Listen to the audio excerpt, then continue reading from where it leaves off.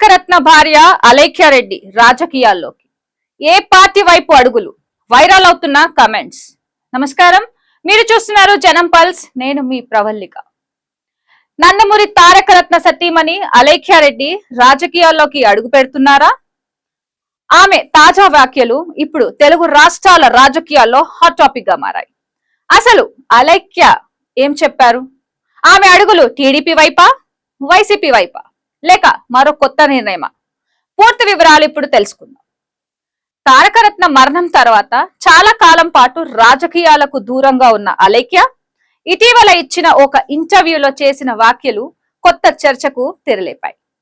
తన కుటుంబం పూర్తిగా రాజకీయ నేపథ్యం కలిగిందేనని అలేఖ్య తెలిపారు. తన తాతయ్య కాంగ్రెస్ పార్టీలో పనిచేశారని, దివంగత వైఎస్ రాజశేఖర రెడ్డికి సన్నిహితుడని చెప్పారు. అలాగే తన మావయ్య తెలుగుదేశం పార్టీ తరఫున ఎన్నికల్లో పోటీ చేశారని గుర్తు చేశారు. అంతేకాదు, మాజీ ఎంపీ విజయసాయి రెడ్డి కుటుంబంతో తనకు చిన్నప్పటి నుంచి ఎంతో సన్నిహిత సంబంధాలు ఉన్నాయని, వారి ఇంట్లోనే ఎక్కువ సమయం గడిపానని వెల్లడించారు. ఇదే సమయంలో కొత్త ఆసక్తికరమైన విషయం కూడా చెప్పారు. చిన్నప్పటి నుంచి రాజకీయ నాయకుల జీవితాలను దగ్గరగా చూసిన కారణంగా కుటుంబానికి సమయం దొరకడం ఎంత కష్టమో తెలుసునని, అందుకే తారకరత్న రాజకీయాల్లోకి రావాలని అనుకున్నప్పుడు తాను అంగీకరించలేదని వెల్లడించారు. అయితే ప్రస్తుతం అదే అలేఖ్యారెడ్డి రాజకీయాల్లోకి వస్తానేమో అంటూ చేసిన వ్యాఖ్యలు ఇప్పుడు పెద్ద చర్చకు దారితీశాయి. భవిష్యత్తులో రాజకీయాలకి వస్తానేమో, కానీ ఇప్పుడే ఏ పార్టీ అని చెప్పలేను అంటూ ఆమె చేసిన వ్యాఖ్యలు రాజకీయ వర్గాల్లో ఆసక్తిని పెంచుతున్నాయి. ఇక ఇప్పుడు అందరి దృష్టి ఒకే ప్రశ్న వైపు ఉంది. అలేఖ్యారెడ్డి రాజకీయాలకి వస్తే టీడీపీ నుంచా, వైసీపీ నుంచా, లేక మరో పార్టీ నుంచా?